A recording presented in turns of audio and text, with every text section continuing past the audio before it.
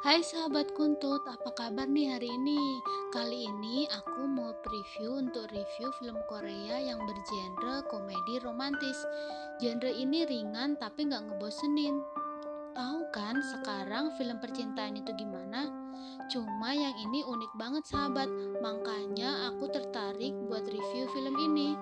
Film ini remake dari Amerika dengan judul yang sama di tahun 2012 dan sukses dapat beberapa penghargaan di Entertainment Award di tahun 2015. Saking suksesnya film ini dijadikan drakor di tahun 2018. Film ini juga dibawa naungan JTBC. Hayo, udah bisa nebak belum ya film apa ini? Yaps, film ini berjudul The Beauty Inside. Film ini masih tergolong bagus loh buat kalian tonton di tahun 2020. Oh iya, bagi kalian yang gak mau spoiler, mending kalian hentikan aja ya video ini. Oke, langsung aja nih. Film ini bercerita tentang seorang laki-laki berumur 18 tahun yang terbangun dari tidurnya. Dia bersiap-siap untuk berangkat sekolah, tapi tiba-tiba dia shock melihat dirinya sendiri di kaca dengan perawakan yang jauh lebih tua dari umurnya. Lihat deh ekspresinya bingung, takut, merasa melihat dirinya sendiri. Beberapa kali dia menutup mata dan melihat ke kaca buat mastiin dia atau bukan. Lalu dia pun pergi ke toko ibunya untuk menemui ibunya. Dengan perasaan campur aduk, si ibu Wujin ini bingung. Kok ada laki-laki tua yang nangis di depannya datang ke tokonya. Udah gitu memanggil dirinya ibu. Ibu Wujin melihat baju sekolah Wujin yang ada nemtek namanya Wujin. Si ibu ini pun langsung menyadari kalau itu adalah anaknya. Si Wujin pun langsung kaget. Ibunya langsung memeluk Wujin sambil mengatakan maaf ke anaknya. Ibunya tidak membawa anaknya ke rumah sakit, tapi langsung membawanya.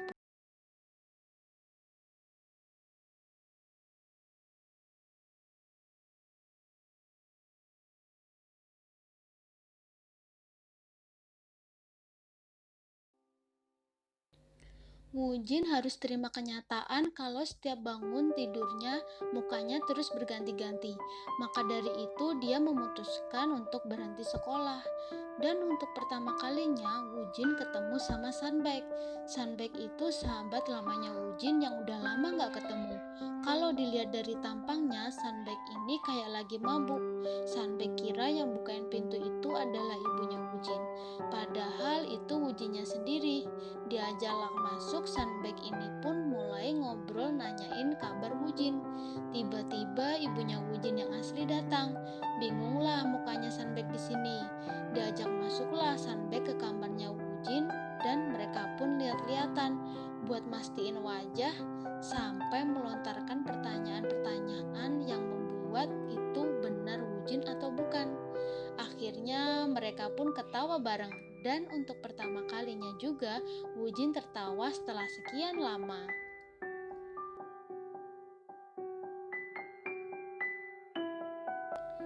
Pas lagi jadi cowok ganteng ya dia kencan lah, tapi pas dia lagi jadi biasa aja, ya udah deh dia melakukan kegiatan sehari-hari. Pernah suatu hari dia kencan, pas kebangun Wujin jadi cowok yang gak begitu cakep terus badannya gempal gitu. Untung si cewek belum bangun. Coba kalau udah bangun duluan, bakal takut tuh cewek.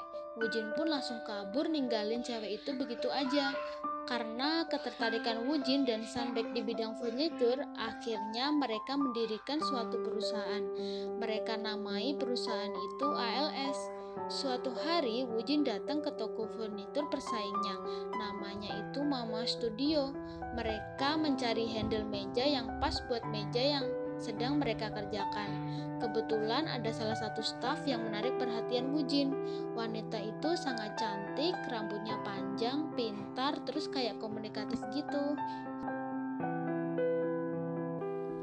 Ternyata Wujin bukan cuma tertarik karena cewek ini pintar, tapi dia juga suka sampai Wujin bela-belain datang tiap hari ke Mama Studio dengan penampilan yang berbeda-beda cuma untuk melihat cewek ini. Sampai akhirnya Wujin mutusin untuk PDKT. Tapi dia nungguin momen yang pas nih. Dari momen dia siap sampai momen fisik Wujin yang ideal. Lumayan lama tuh. Akhirnya Wujin udah ngerasa pas soal fisik yang dia mau. Dia melihat wajahnya yang ganteng, putih, dan tinggi. Siapa sih yang gak kenal dengan aktor tampan ini? Dia adalah pemain di drakor Sekretaris Kim. Mereka pun saling kenalan satu sama lain. Mereka juga saling bertukaran nomor handphone di HP masing-masing.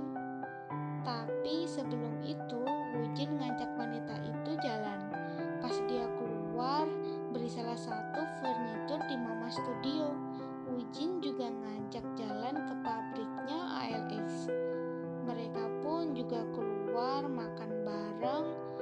Akhirnya Wujin pun nganterin Sujin untuk pulang.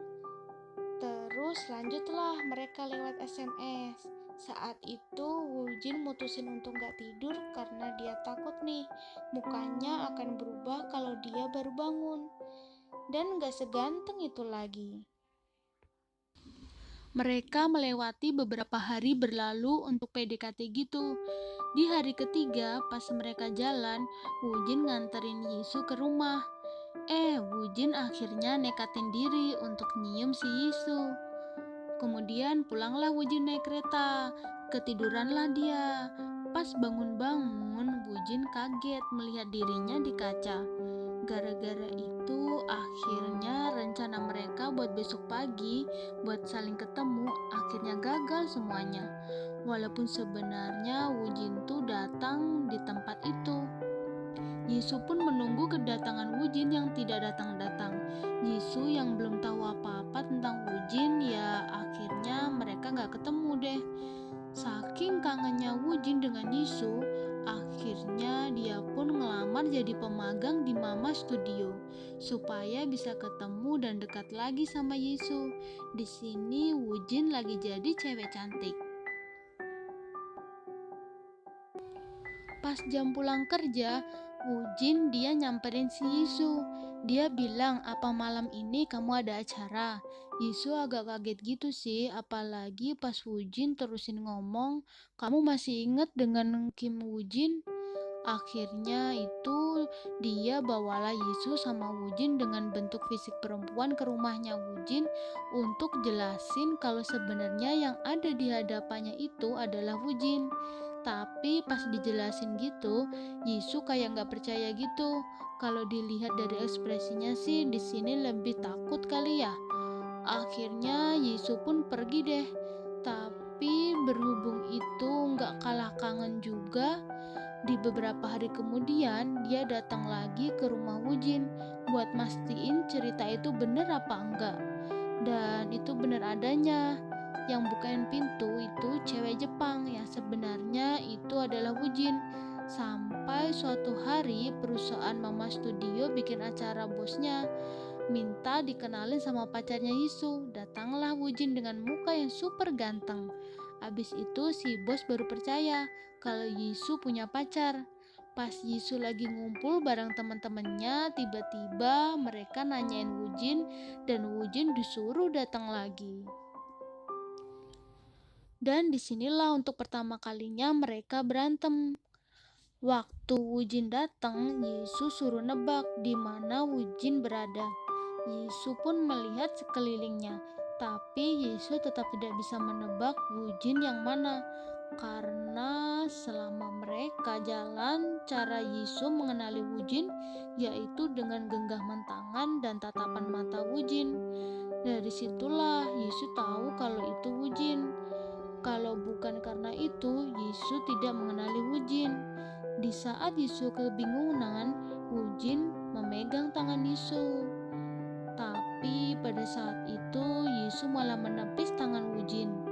Dia sangat kesal. Wujin pun bilang kalau dia hanya bercanda. Tapi menurut Yisu itu gak lucu sama sekali. Akhirnya Yisu pun ninggalin Wujin. Beberapa kali Wujin SMS Yisu untuk minta maaf. Sampai pada akhirnya Yisu luluh juga.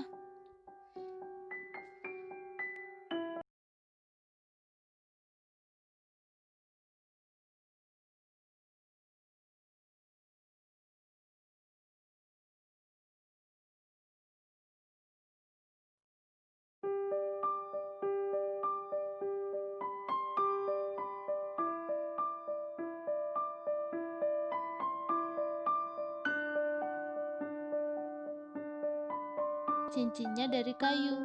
Terus di saat mukanya lagi ganteng nih, dia ngomonglah sama si Yisu, "Ayo kita menikah."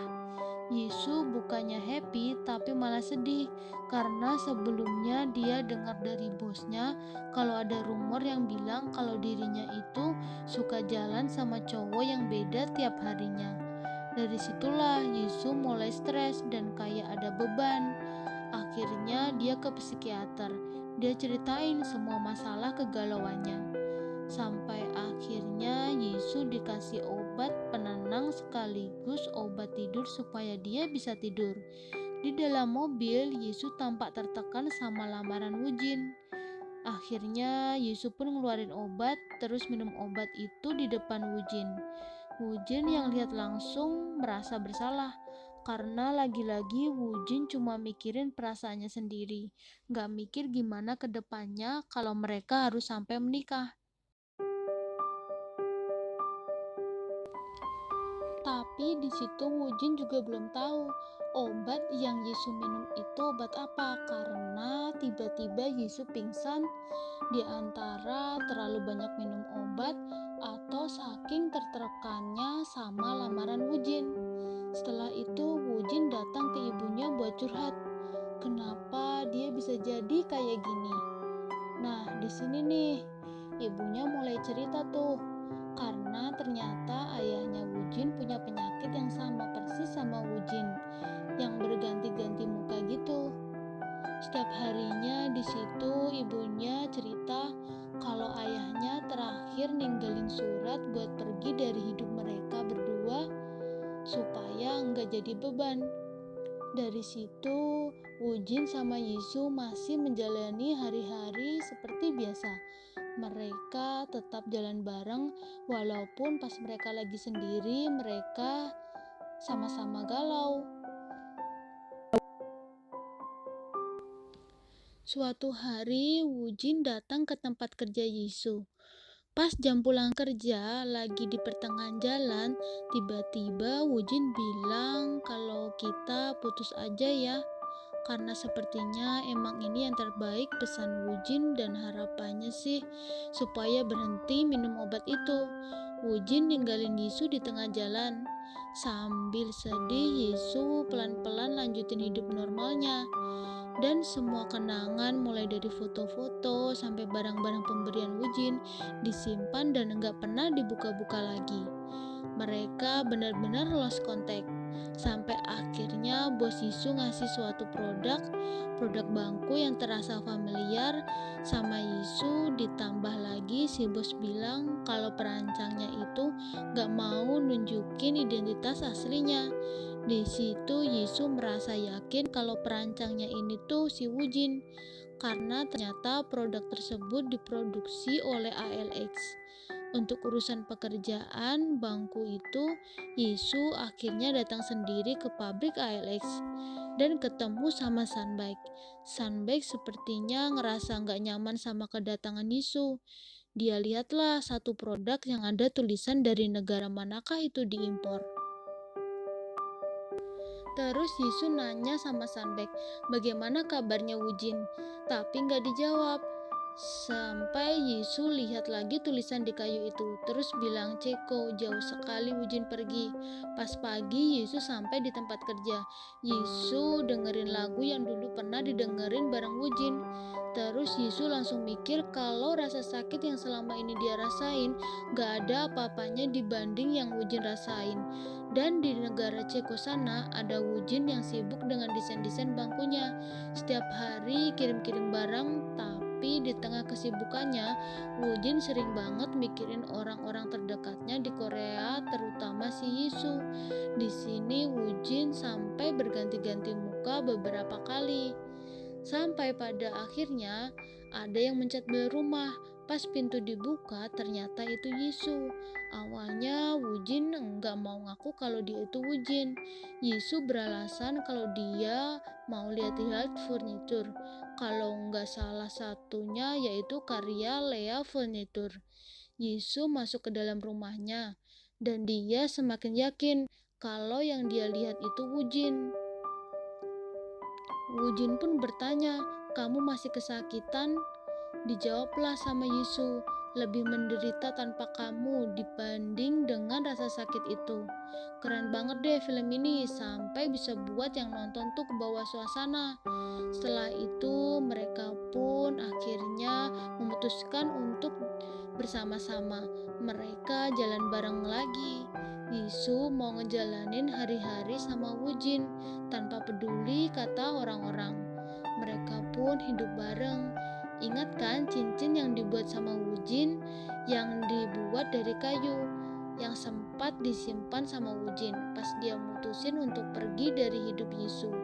Yah, cincin itu dibawa-bawa sama Wujin agar suatu saat nanti biar bisa dia kasih langsung ke Yisu. Happy ending deh akhirnya. Ending yang kayak gini nih yang aku suka. Walaupun aku udah ceritain garis besarnya, kalian wajib nonton filmnya juga ya, gengs.